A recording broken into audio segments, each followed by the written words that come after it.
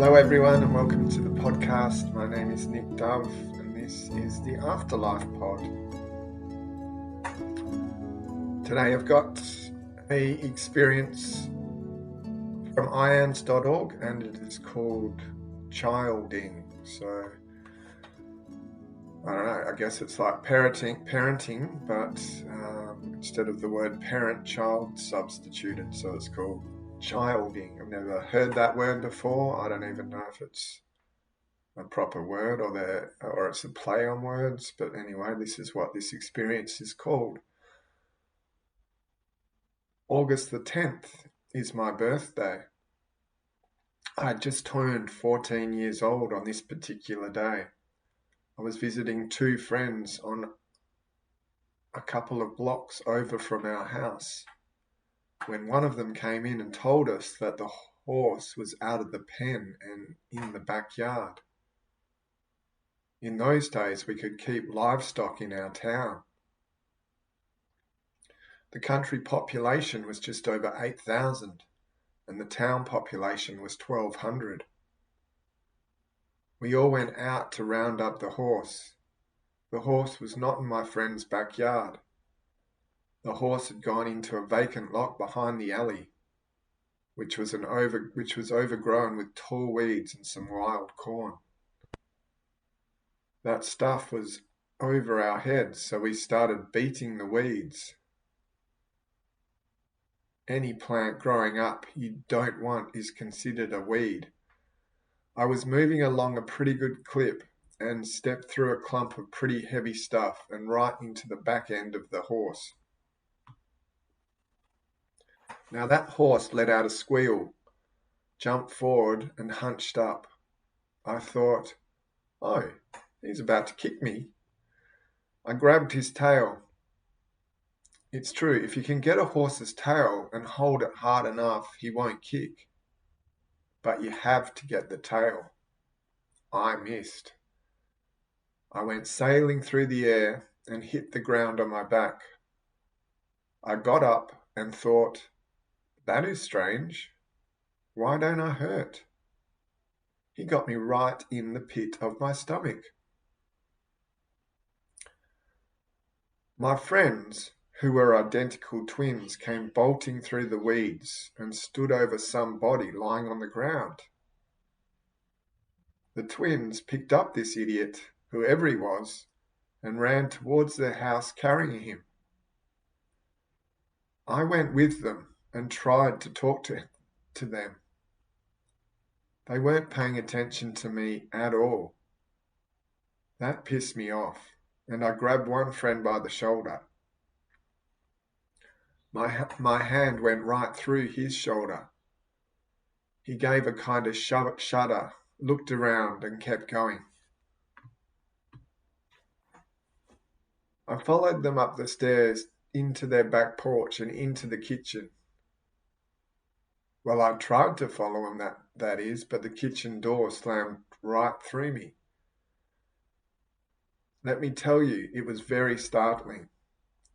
I was sort of getting the impression that everything was not as ordinary as it had been that morning when Mum told me to round up my friends for a party. I was inside the kitchen before I could think about it, and then in the living room where my friends were putting this guy on the couch. I could see his belt buckle was partially smashed. I looked closer and discovered that was my belt buckle. What was this guy doing with it? I had never seen him in my life before. As I got closer, I saw that the person was me. I mean, we never really see ourselves as others see us. Even in pictures, we don't really look at ourselves. I mean, I hadn't up until then. Anyway, my friend's mother was checking me. Ah, that is the body out, and she said, he isn't breathing. My friend grabbed his phone and called the doctor. No one in the house knew artificial respiration. Just about then, the really strange things began to happen. I could see a very tiny slither of a silver cord running from the pit of my stomach. I could move myself outside of the house just by thinking. I wanted to be outside. Then I thought of Mum, and I was in the kitchen where she was mixing up the cake batter for my birthday party. I thought, that is too bad. Now I won't be able to attend, and she is going to be very unhappy that I'm not around. I thought of Dad, and suddenly I was in a town 2 miles down the road in the railroad depot where Dad was the station agent. He gave a kind of startled jerk, looked around right through me and said, "That is strange," and went back to work. I noticed that in town, around the railroads and in and out of the hotel where the railroad crews changed trains and had their layovers, there were grey bodies just sort of wandering around. They would pass through the people on the porch of the hotel, neither noticing the other. These grey beings were faceless and didn't seem to be doing anything except wander around, sort of like they were lost. So here I was in town. I began to feel as if I was being withdrawn. I was now standing in the corner of the room with my body. My friend was on the phone. He said that the doctor was on his way. The doctor was 15 miles out of town. The room seemed to be receding, getting smaller and smaller. I was then inside some sort of dark place that was getting darker and darker. It started whirling around me and I was feeling intense vibration inside my body. It was so powerful that I thought I was going to be dissolved. Just when it got so powerful, I thought I was a goner. I was out of the tunnel, if that is what you want to call it. I was in a place of total darkness. I raised my hands and looked at it. I thought, almost too dark to see your hand in front of your face. What is this place? I looked around and I seemed to be standing on something solid, but I couldn't see it. I felt my body and I was wearing clothes, but they seemed to be of a much finer fabric than my t-shirt and blue jeans. I thought, well, this seems to be it. I must have bought the farm. I am dead. So this is what it is like. Nothing. Nowhere. I was standing there puzzled and all when I noticed a tiny light which seemed to be way off in the distance. I was looking and it slowly seemed to be getting larger. Not brighter, but larger. In a very short time, the light was very large, just a little larger than a person. I could see a person inside the light. The light was bright, but not glaring. It did not dazzle the eyes. I got close enough for me to look at what was inside. There was a very soothing, very strong, but not overbearing thought in my mind that said, "Childing, do not be afraid. We will not harm you in any way." I thought this was very strange. What is a childing? I thought. I was answered almost immediately with the thought, "In a moment, what do you have to show us?" Now I have to stop here for a moment with a definition. This being, besides being about 8 foot tall, was made of light. The planes in the face were of all light. There was this sense of absolute acceptance, complete and total acceptance. It was around and through me. Seemingly this being was made of two beings. There was a sense of it being both female and male, the perfect blending of the two attributes.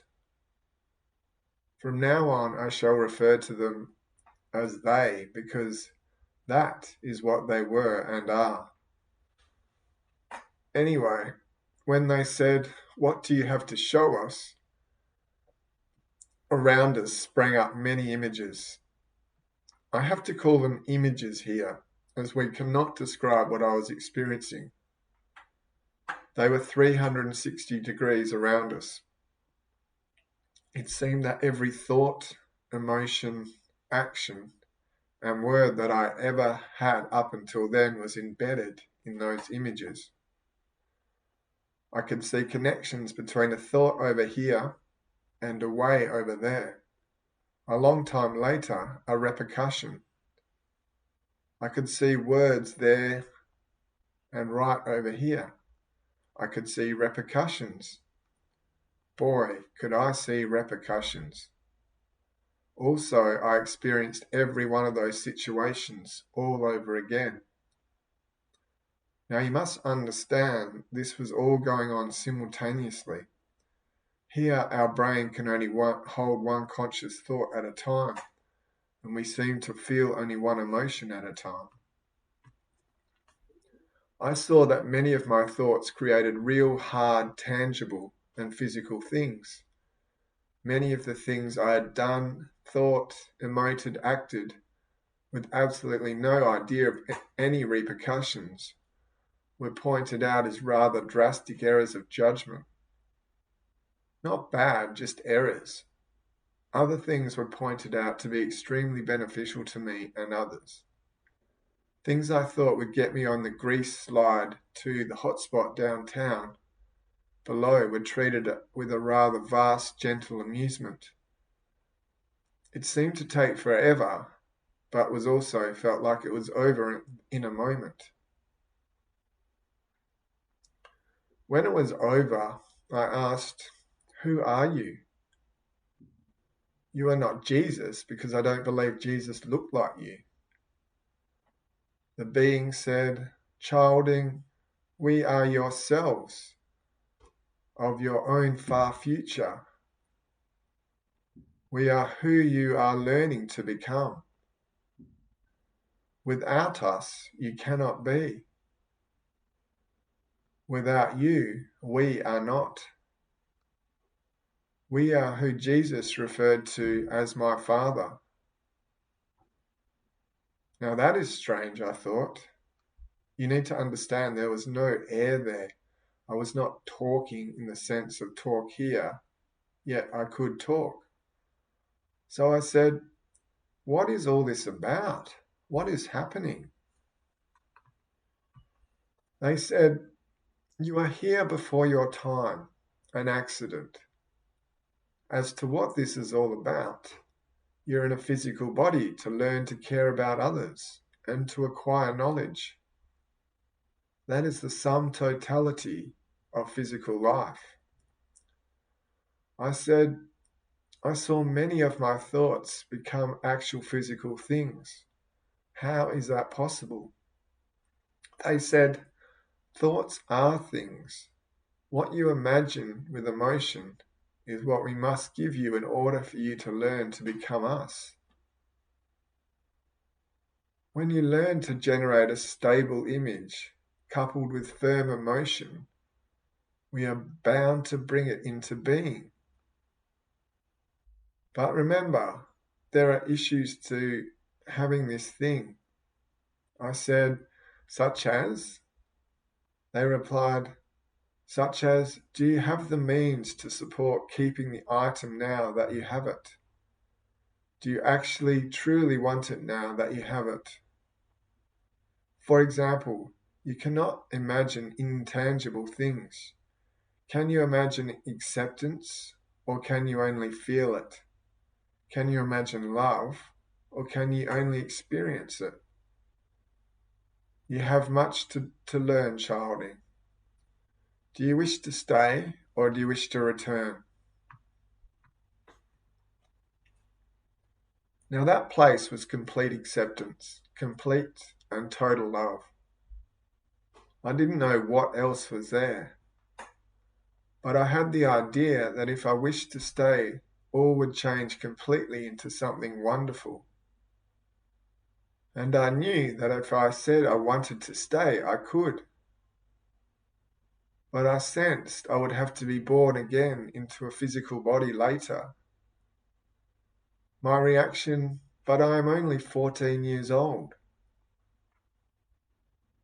I was standing in the corner of my friend's living room watching the doctor prepare a 6-inch hypodermic needle. He stabbed that thing into the body's chest just below the sternum and rammed the plunger home.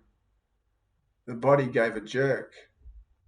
I was yanked back into that body so fast I bounced right back up out again, and then back in. I gave a gasp and the body started breathing. My heart had given a thump that rattled me all the way down to my toes. Man, I hurt all over. Once the doctor checked me over and said I was going to be okay, I tried to tell him what had happened to me. He told everyone to leave the room. He had some tests to do. He then shoved another hypodermic needle into my arm, and I went to sleep. When I woke up, all I remembered was getting kicked and awakened by the doctor. I was never the same. I became interested in religion, but none of them had what I was looking for. I travelled all over the world in my years as a USAF, poking my nose into every religion and philosophy I could find. I had noticed that it didn't matter the trappings. Some people could get their prayers answered, and I wanted to know the secret. In 1971, after taking EST and attending Silver Mind Control Basic and Advanced trainings, I recovered the memories. The doctor was a master hypnotist. I found out in 1971 what was in that shot. I checked my medical records back in my hometown.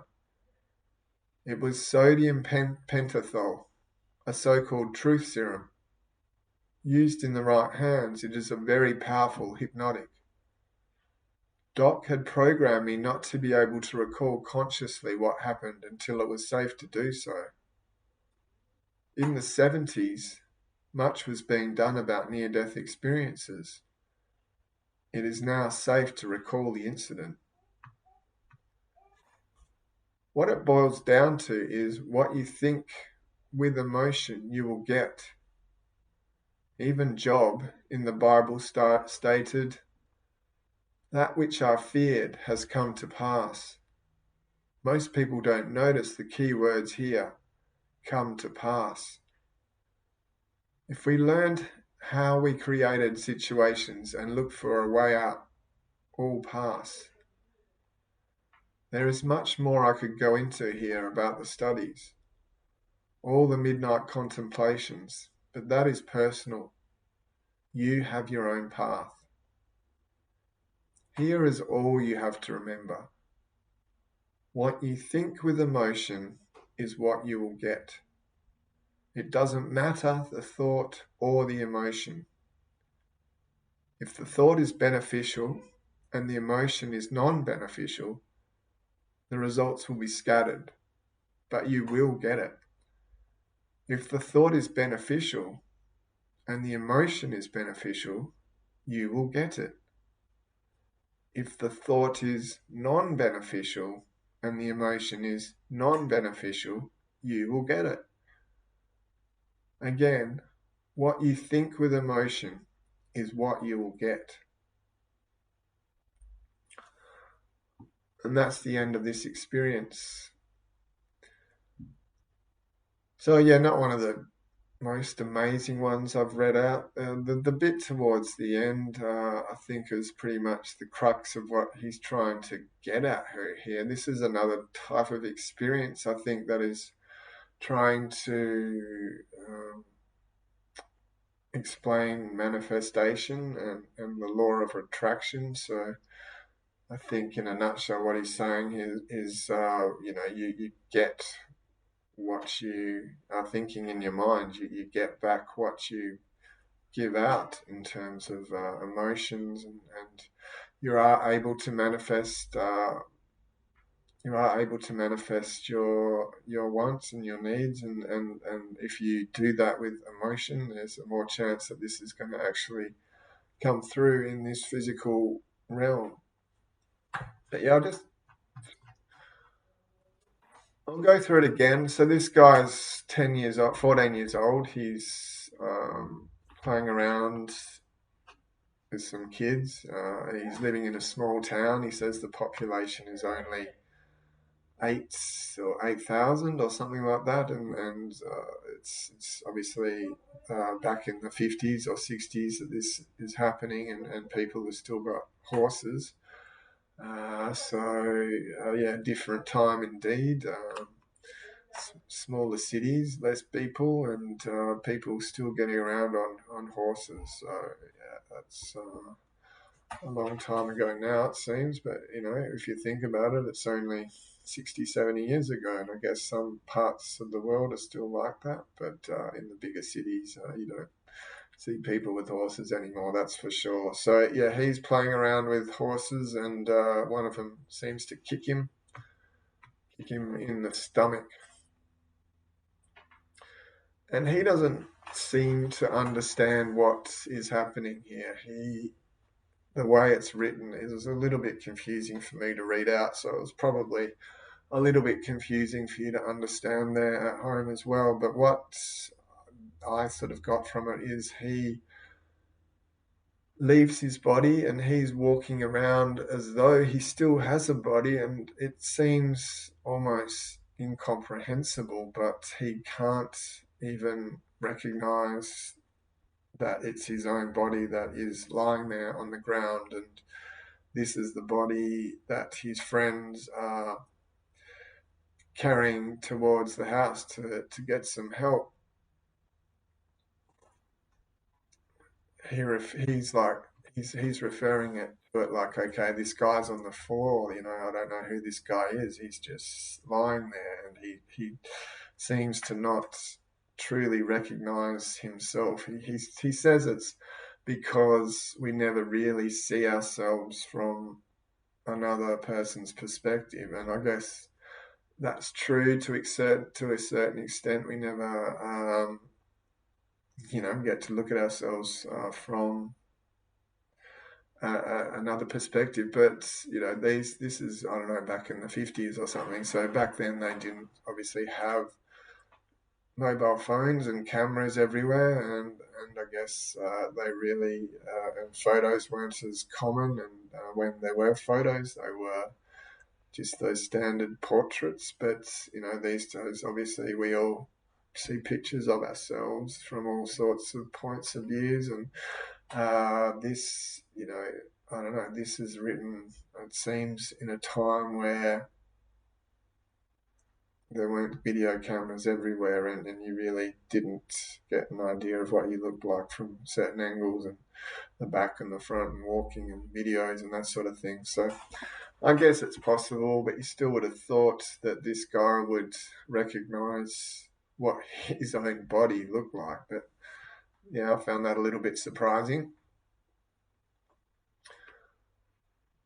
So he sort of thinks, okay, so who is this guy? And the penny finally drops, and he realizes that's me. That's me on the ground, and he figures, okay, well, if that's me on the ground, who am I looking at me? And then the penny sort of drops. He must be dead. He must be spirit. He must be in soul form. So he starts thinking about other people like his dad, and in a split second, he's transported to where his dad is, and he's watching his dad work, and hovers around him and goes through him, he says. And as he does that, the dad says, "This is strange," as though, his dad stops working and suddenly feels, I don't know, a presence, or senses something unusual happening. And he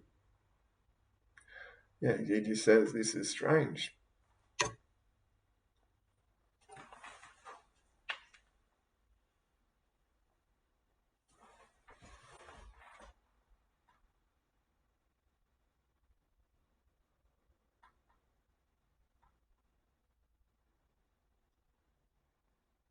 From there, he goes through a tunnel. He says it was I know, it was a place of total darkness, and he can't even see. He says he puts his hands in front of his face and tries to see his hands, but he can't even see them. But most people say when they're in this other dimension that hands aren't even there. So I don't know if if it's so dark he can't see his hands, or if it is too dark to, you know, or if he doesn't have hands at all. I would have thought he probably doesn't have hands at all.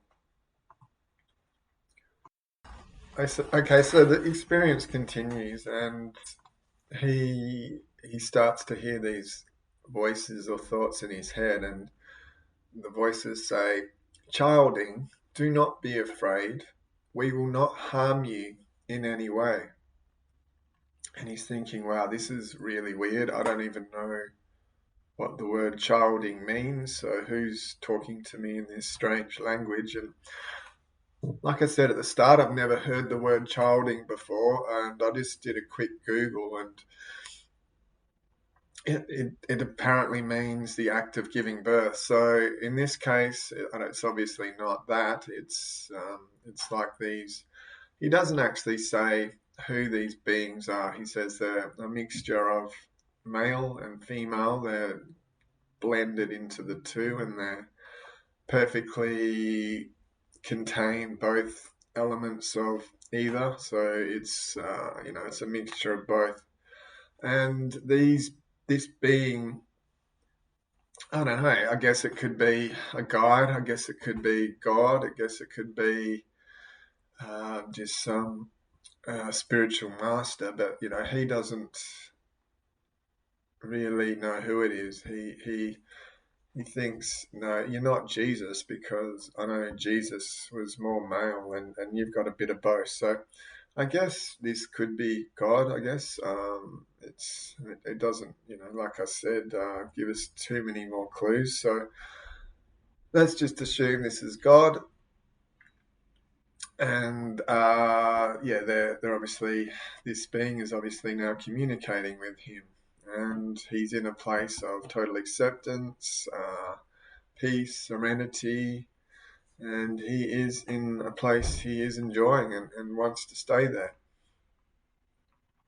And then he has like a life review. He describes it quite well. He describes it like he can see in every direction, 360 degrees, and and in every direction there's some part of his life being played out, like every thought, every emotion, every little experience he's had up until then. I mean, he's only 14 years old, so he hasn't had that many, but still, even at age 14, you've had a lot of interactions with other people, and seen a lot of things. So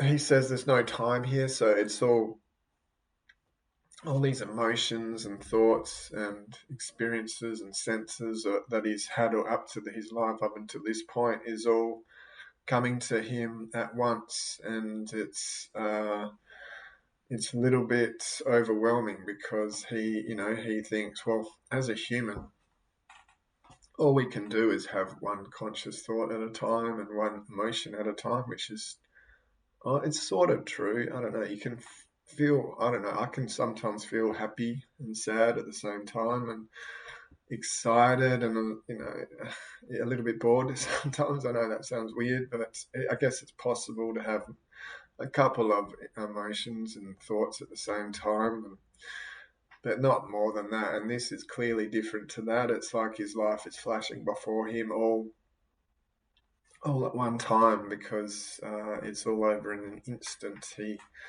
And this is what I guess they mean when people say they have a life review and see their life flash before them in a split second. It's yeah, 1 minute, gone the next.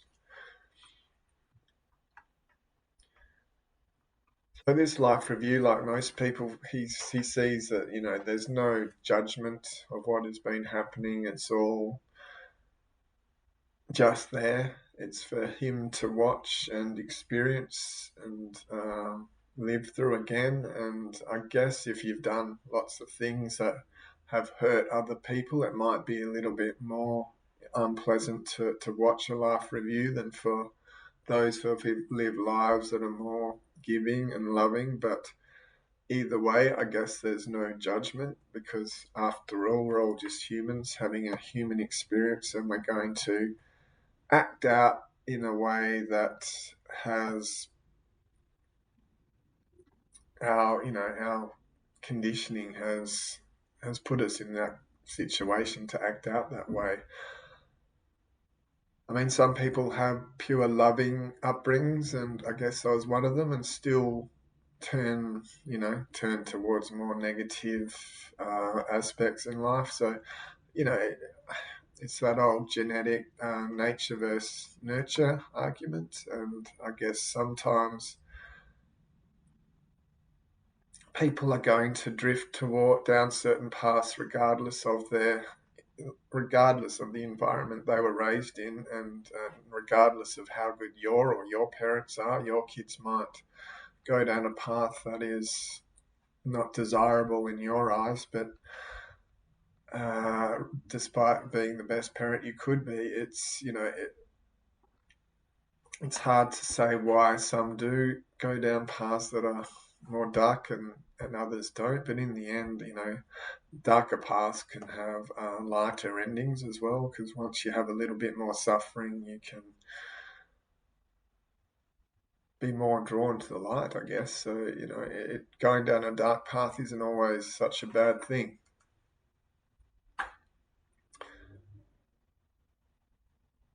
So, yeah, the way this is why I think there's no judgment in these near-death experiences, because there's so many factors that a human goes through that can push it in a certain direction that it's hardly the person's fault almost at the end of the day. And I know some people aren't too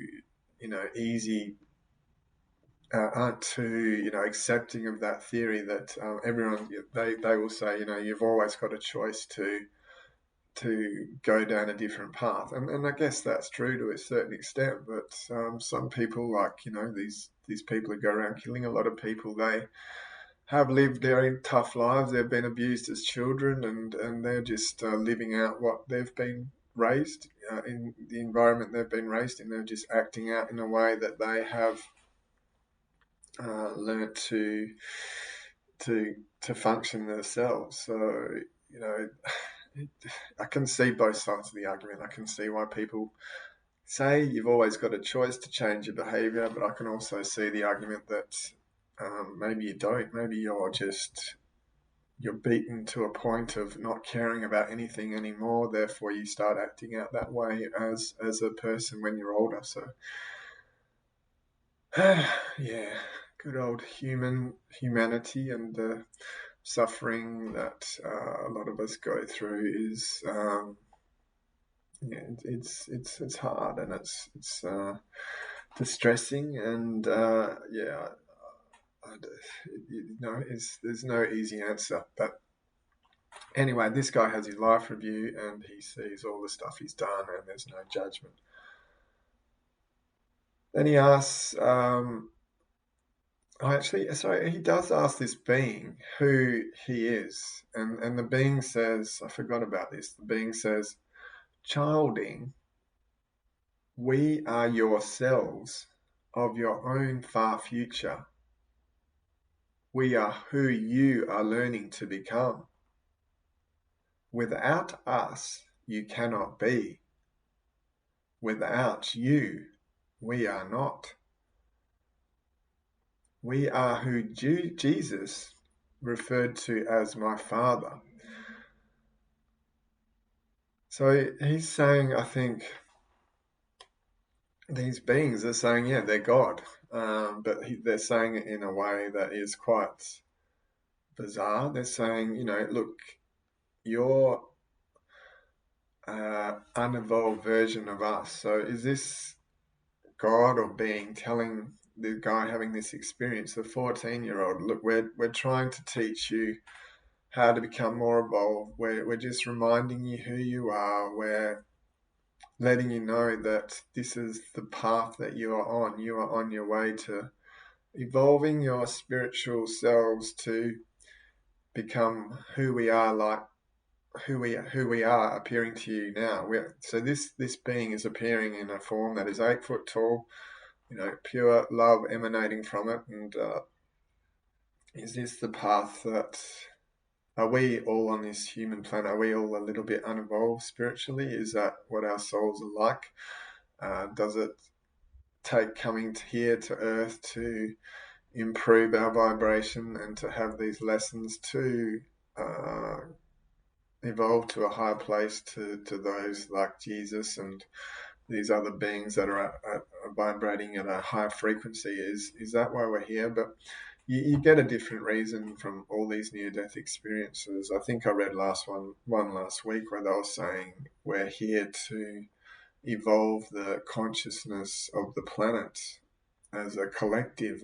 There's nothing really about this experience that is individual so much. So, you get one experience saying we're here to evolve individually. You get another saying we're here to evolve collectively. Maybe there is no difference between the individual and the collective, because the individual is part of the collective. So if you're raising your vibration and your consciousness, does that mean you're contributing to the collective's frequency going up as well at the same time? I guess so. That makes sense.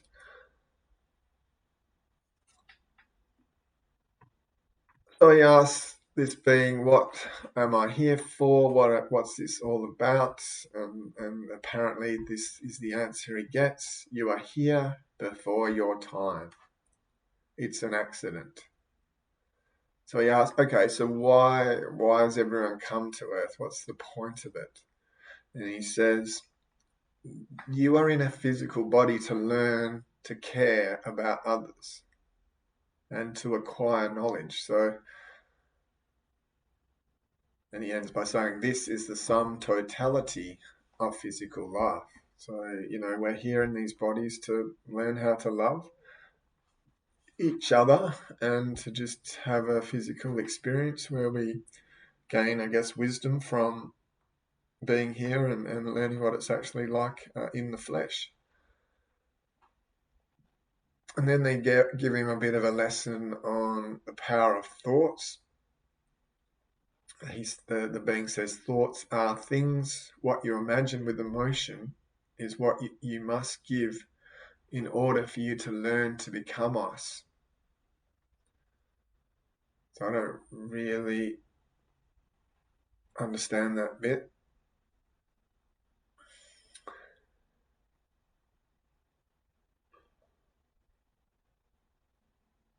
So yeah, he's just basically talking about the power of thoughts and how they manifest into the physical realm. So basically everything we do, everything we think is potentially going to become a reality. So obviously the more positive, loving things you think, that's more likely to become part of your reality, and the more negative part of yourself that can often be predominant in the ego today will more than likely eventually act itself out. So, when I guess this experience is saying, if we can fill our head with more positive, happy, loving emotions, this is likely to become our reality.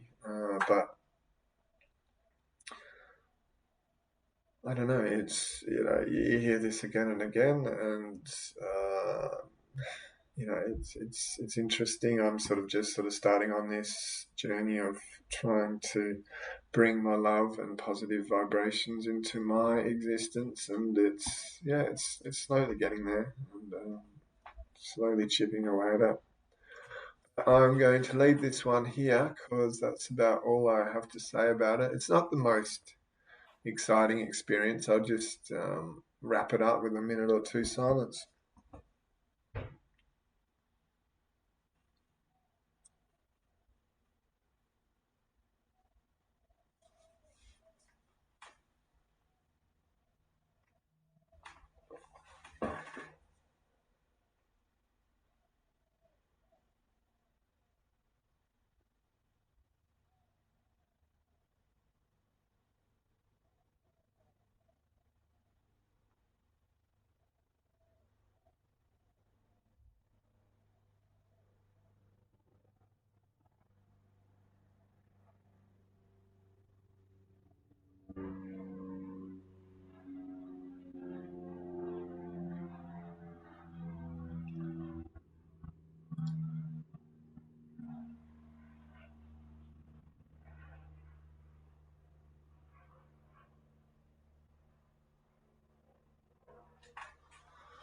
So I'm sort of debating right now whether or not I'll actually bother publishing this one, because it's not the way it was written was hard for me to understand as I was reading it out, whether it was worthwhile.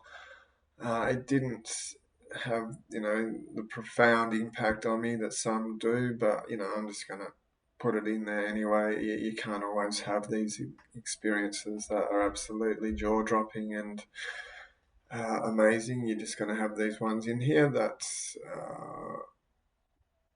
don't resonate with me, but maybe you get something more out of it. So yeah, I'm just going to leave it in and publish it anyway. But it just made me think of this experience about what it means to, because we're all supposedly made of God. This is what our core is. It's what our consciousness is, our souls, our spirits are. And I'm wondering, how, if that's who we are, why do we need to evolve or learn more things? Isn't God all-knowing? Doesn't God know everything already? Like, can God learn new things? And if we're part God, why do we need to learn new things? Shouldn't our beings, our core, already be all-knowing and have all the wisdom and knowledge there is already? And I guess to a certain extent that could be true. If we are all gods, we don't really need to learn new things or know new things. Coming to a place like here, like planet Earth, is just an experience. It's something to do, something to try, and although we might know everything before we come here and we get to live it out and live it in the flesh and feel what pain feels like in a human form and love feels like in human form. And I guess that's something you can know before you come here, but you can't actually feel it until you've lived it.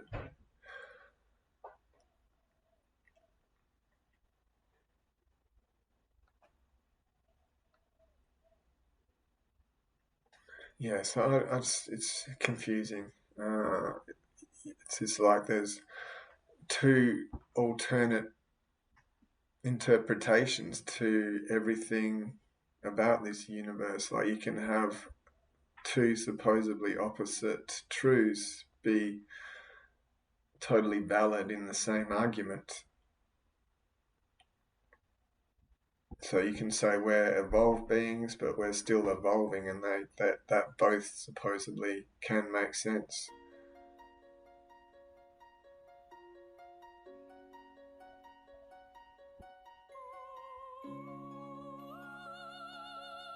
Anyway, I'll leave it there. Thank you for listening. I love you all. Talk to you next week.